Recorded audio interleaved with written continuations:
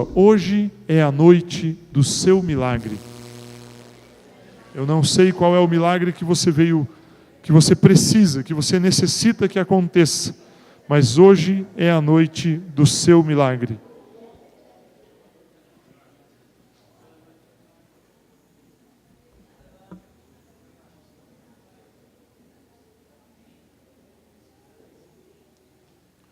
Eu fico me perguntando às vezes, passa pela minha mente o pensamento do porquê que nós fazemos um culto de curas e milagres. E eu gostaria de ler aqui, eu nem combinei ali com o pessoal da mesa, ouça esses versículos aqui. E disse-lhes Jesus: Ide por todo o mundo, pregai o evangelho a toda criatura. Quem crer e for batizado será salvo. Quem, porém, não crer será condenado. Estes sinais acompanharão aqueles que creem no meu nome. Vocês expelirão demônios, falarão novas línguas, pegarão em serpentes. Se alguma coisa mortífera beberem, não lhes fará nenhum mal. E se impuserem as mãos sobre os enfermos, eles ficarão curados.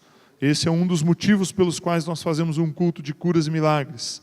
Outro texto: em verdade também vos digo, mais uma vez aqui é Jesus nos falando, se dois dentre vós, sobre a terra, concordarem a respeito de qualquer coisa, e porventura pedirem, ser-lhe-ás concedida por meu Pai, que está nos céus, porque onde estiverem 2 ou 3 reunidos em meu nome, ali estou no meio deles. Se nós estamos aqui reunidos em nome de Jesus, Ele está aqui no nosso meio, e aquilo que nós pedirmos a Ele, Ele nos concederá.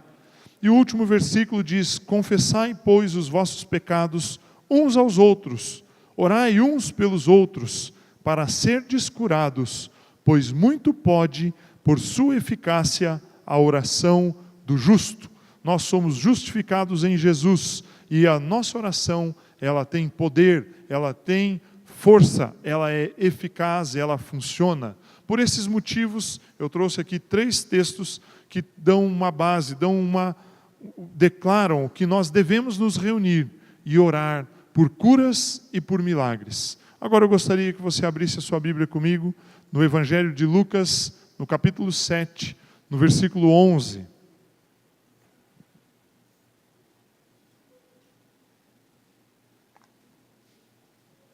Lucas 7:11, a palavra de Deus diz assim: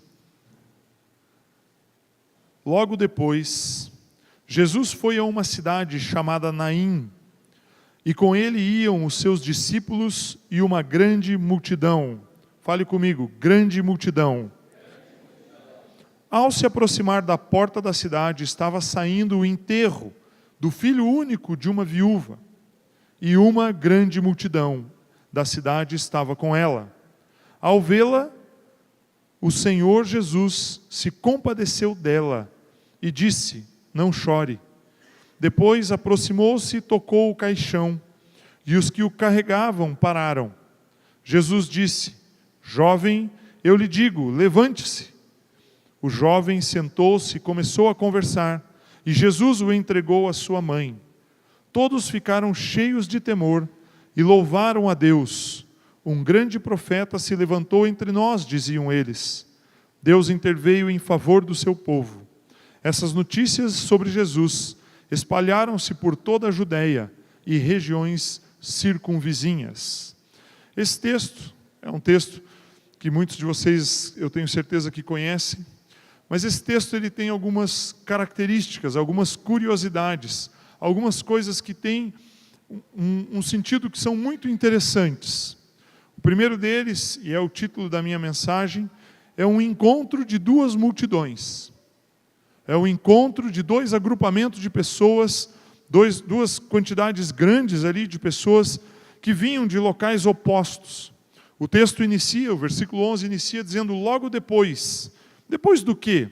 Se você voltar ali na sua Bíblia e ler, Jesus tinha acabado de realizar um milagre, ele estava na cidade de Cafarnaum, e ele saiu de Cafarnaum e foi para Naim Mas em Cafarnaum ele tinha acabado de curar ali uma pessoa que estava ligada a um centurião. Ele tinha acabado de realizar uma série de outros sinais. E juntamente com ele saíram dessa cidade, da cidade de Cafarnaum, e viajaram até Naim uma multidão muito grande, muitas pessoas.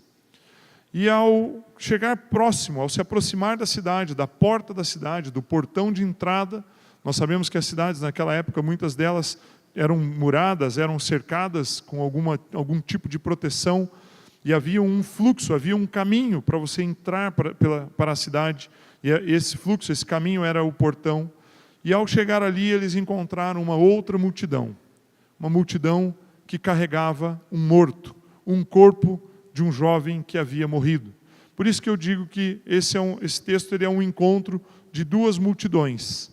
Uma multidão que trazia vida, que estava andando com o verbo da vida, estava andando juntamente com Jesus Cristo, que é a representação de Deus na terra, que manifestava a vida. Por onde ele passava, ele curava, ele transformava situações, ele trazia vida por onde ele andava. Me lembro ali do texto da mulher samaritana, que foi buscar água no poço, e Jesus a encontra ali, e ele fala: se você beber da água que eu te der, jamais você terá sede. Então Jesus era essa água, essa fonte inesgotável de água. E ele encontra então uma multidão que carregava em suas mãos a morte. Carregava em suas mãos o corpo de uma pessoa jovem, filho único de uma mulher que havia morrido. E nesse portão, nesse local de entrada, de circulação da cidade, as duas multidões se encontram. O que eu quero trazer para você hoje, eu quero trazer aqui e expor e meditar um pouco com você a respeito de 4 ações que Jesus teve nesse momento. Talvez tenham outras até aqui no texto, mas eu quero destacar 4 ações que Jesus praticou no encontro dessas duas multidões. Primeira coisa que eu quero destacar aqui para você, está aqui no versículo 13, diz assim: ao vê-la, Jesus, naquele momento, apesar de ter muitas pessoas em volta dele, junto dele, estar junto com ele, caminhando junto com ele, e apesar de vir uma multidão muito grande do outro lado, Jesus rapidamente identificou quem era a viúva, quem era a pessoa que estava ali mais sofrendo com aquela situação. Certamente haviam outras mulheres, haviam outras pessoas, o próprio texto diz que havia uma multidão, mas Jesus, ele viu quem era a pessoa que mais sofria naquela circunstância. Certamente Jesus, pelo seu poder, pela sua onisciência, pela capacidade do Espírito Santo sobre a vida dele, pela manifestação do Espírito Santo sobre a vida dele, ele sabia, ele identificou de uma maneira espiritual quem era a pessoa. Mas o que é importante aqui nesse texto é que Jesus Cristo, o Senhor dos Senhores, aquele que criou todas as coisas, João 1 diz isso, que nada do que foi feito não teria sido realizado, construído na terra, se não fosse por Jesus Cristo. Ele, o Senhor de todas as coisas, ele viu essa mulher. Ele enxergou, ele viu que ela estava ali e que ela sofria. E o que eu quero dizer com isso? Eu não sei qual foi o motivo, qual é a motivação no seu coração de vir a esse culto hoje. Eu não sei qual é a necessidade que você tem na sua vida para buscar uma igreja hoje, no sábado à noite, e dizer: olha, eu preciso ir num culto, porque o culto é de curas e de milagres. Talvez você precise de uma cura, talvez você precise de um milagre. Essa mulher, ela estava passando por uma situação difícil, ela era viúva, ela já tinha experimentado a perda, ela já tinha experimentado a morte na sua casa, e tudo que restou para ela foi um filho. Certamente, as famílias naquela época, elas eram grandes. Se ela era viúva e tinha um único filho, o seu marido morreu logo, porque eles casavam, rapidamente tinham os primeiros filhos. E se ela teve apenas um filho, foi porque não teve tempo de ter um segundo filho. Provavelmente deve ter ficado casada pouco mais de 1 ano, em torno de 1 ano apenas. E ela experimentou a morte na sua casa. E ela tinha ali o seu filho único, e o filho morreu. Então havia uma tristeza, havia algo, uma perda que essa pessoa passou. E Jesus Cristo viu ela, a viu, ao vê-la. O texto diz, ao vê-la. Jesus sabia que ela sofria.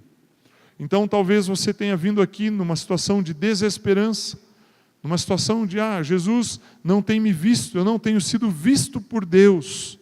Meu irmão, tenha absoluta certeza que independente da luta, independente da condição, independente da situação pela qual você está passando, pelo sofrimento ou pelo tipo de dor que tem na sua casa, na sua vida, na sua família, Jesus te vê.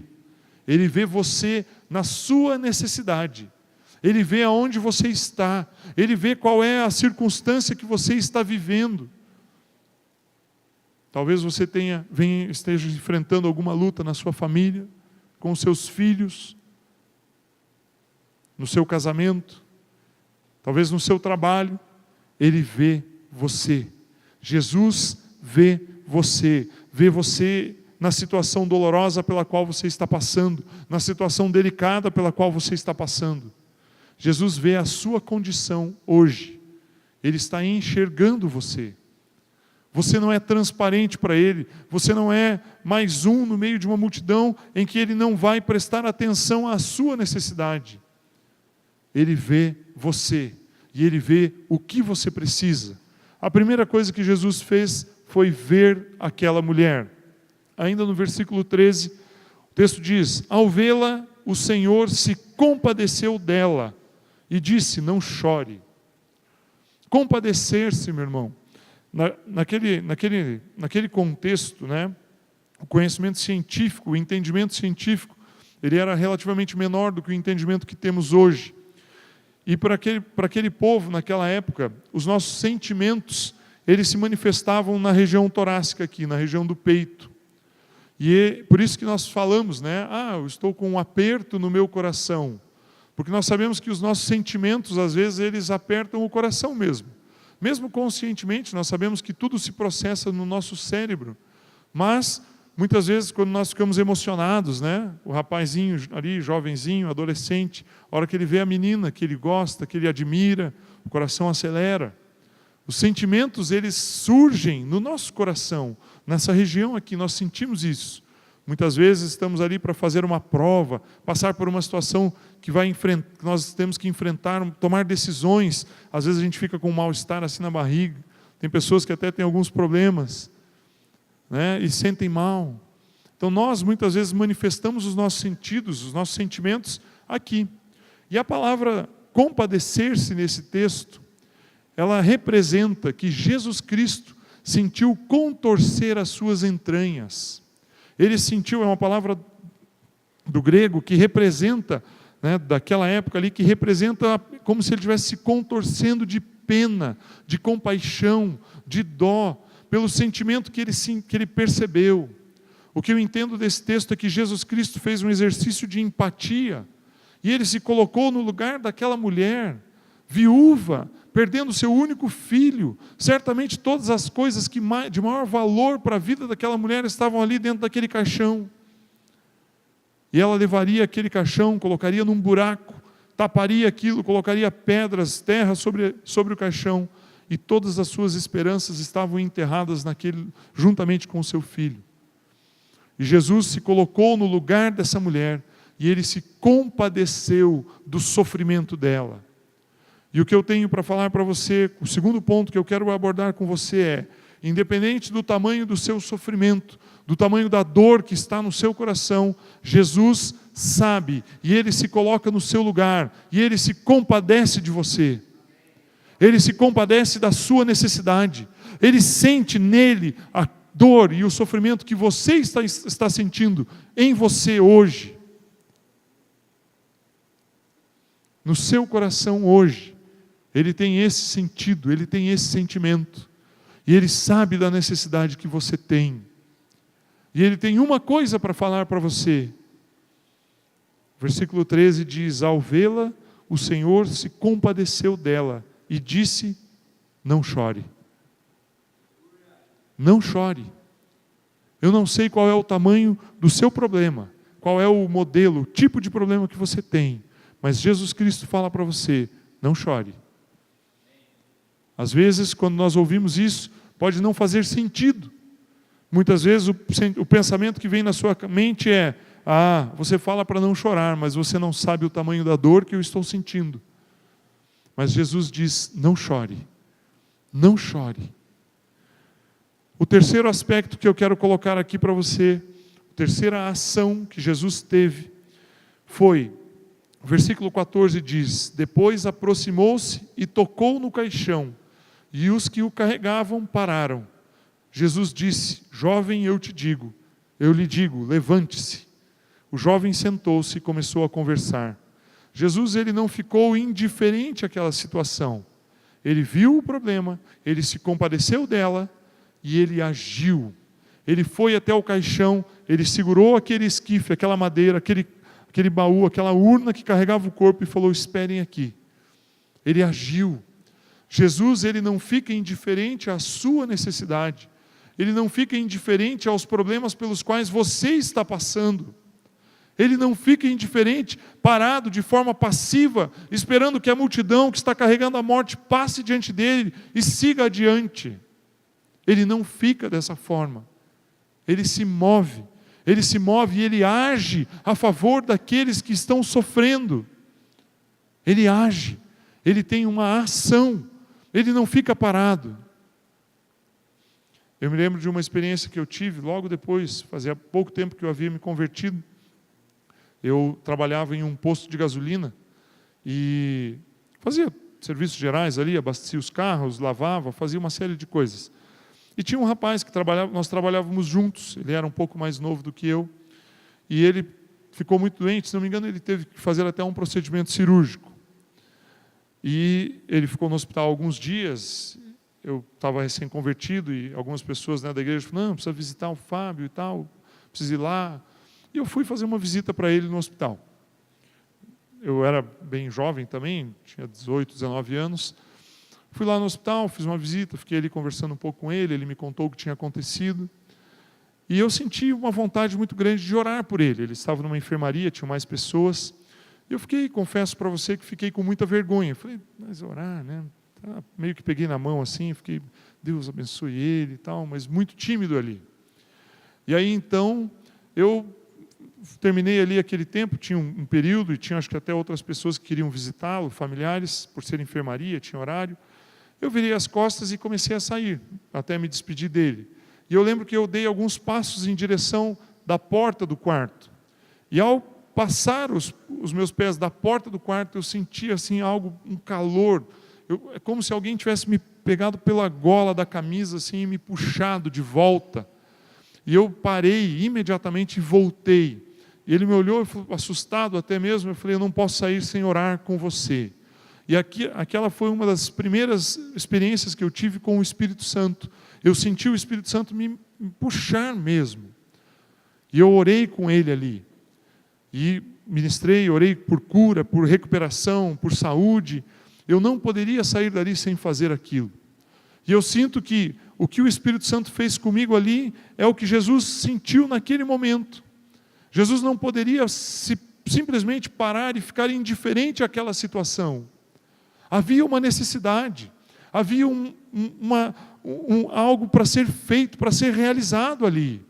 E Jesus, ele não fica indiferente com a sua necessidade. Ele não fica indiferente com os problemas que você enfrenta. Nós vivemos na nossa sociedade uma coisa de muita velocidade, de muita rapidez. Tudo tem que ser resolvido muito rápido.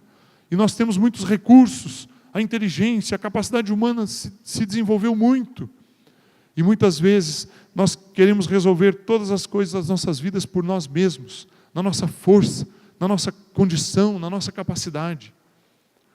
Mas Jesus tem algo para fazer por você. Jesus tem algo para realizar na sua vida, para te ajudar. Jesus estendeu a mão e segurou aquele caixão. O texto no verso 14 diz, depois aproximou-se e tocou no caixão. Jesus não tinha preocupação de se envolver com a morte, de se envolver com uma situação difícil. Ele não tinha medo de chegar ali e falar: não, espera, para isso daqui. Nós vamos ter um caminho, vamos ter uma solução diferente hoje. E o quarto aspecto que eu quero trazer aqui para você está no final do versículo 15. Diz assim: o jovem já ressuscitado, né, já depois de Jesus ter realizado o milagre, o jovem sentou-se e começou a conversar. E Jesus o entregou à sua mãe. Essa foi a quarta ação de Jesus. A primeira, ele viu aquela mulher. A segunda, ele se compadeceu dela. A terceira, ele agiu em favor daquela viúva. E a quarta ação de Jesus foi: ele entregou a mulher, ele devolveu àquela mulher o seu filho. Eu tenho aqui uma outra versão, quero ler aqui o texto numa outra versão, que nós não temos aqui para projetar. Ele diz assim: sentou-se o que estivera morto e passou a falar, e Jesus Cristo o restituiu à sua mãe.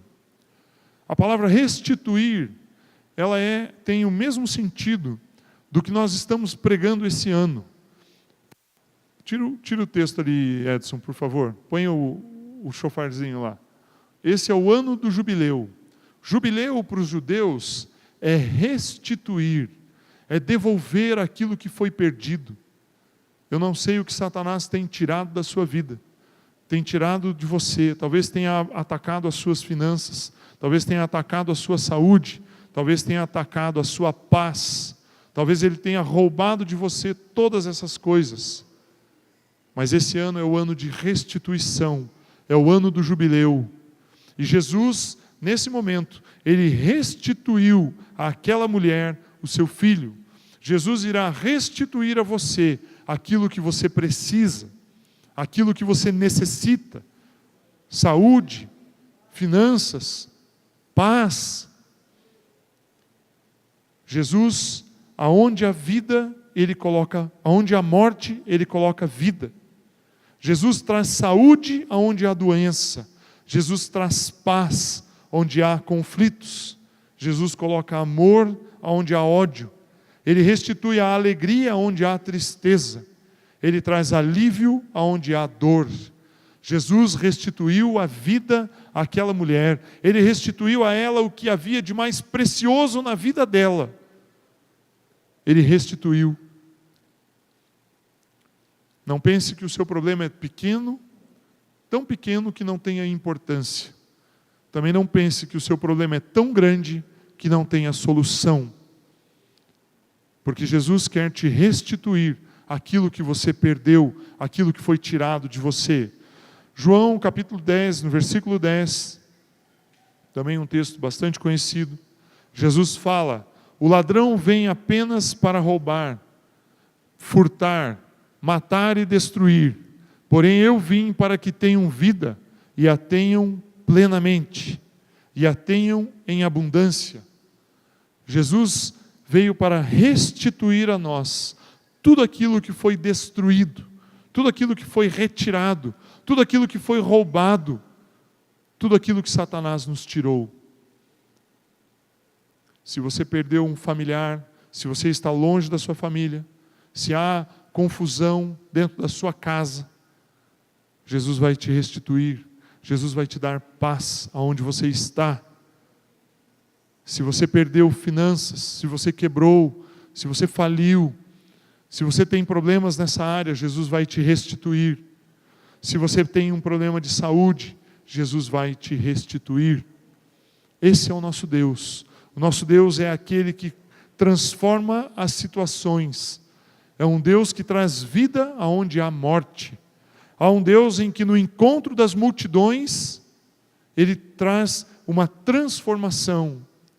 Ao final desse texto de Lucas 7, onde haviam duas multidões, uma das multidões deixou de existir, porque uma multidão era alegre, feliz, a outra era triste, tinha morte. Porém, quando elas se encontraram, Jesus Cristo transformou a morte em vida, e mais uma vez houve um reforço na alegria daquela primeira multidão, e a multidão que estava triste passou a ser alegre. Ou seja, onde haviam duas multidões, passou a existir uma só, e ela era muito maior do que a primeira, porque elas se somaram. E a alegria do Senhor tomou conta de todas aquelas pessoas, a ponto de que no texto nós temos o relato de que tudo aquilo que aconteceu, o verso 17, essas notícias sobre Jesus espalharam-se por toda a Judeia e regiões circunvizinhas. Haviam muitas pessoas naquele lugar, e todas elas viram aquele milagre. E aonde havia tristeza, passou a haver alegria, passou a haver vida, passou a haver júbilo, passou a haver um tempo de regozijo e de restituição. Esse tempo que nós temos aqui de celebração, de culto, ele só tem sentido se nós investirmos um período orando e buscando aquele que está aqui no nosso meio. Como eu li antes, vou ler novamente. Em verdade também vos digo que se 2 dentre vós, nós estamos em muito mais do que 2 aqui, sobre a terra concordarem a respeito de qualquer coisa que porventura pedirem a Deus, ser-lhe-ás concedida por meu Pai, que está nos céus. Porque aonde estiverem 2 ou 3 reunidos em meu nome, ali estou no meio deles. Aquele que trouxe a vida, a viúva de Naim, está aqui no nosso meio hoje. Aquele que trouxe a vida, que restituiu o filho da viúva de Naim, está aqui hoje, no nosso meio, está andando aqui no nosso meio. Ele pode te curar, Ele pode restaurar aquilo que você perdeu, aquilo que foi roubado por Satanás.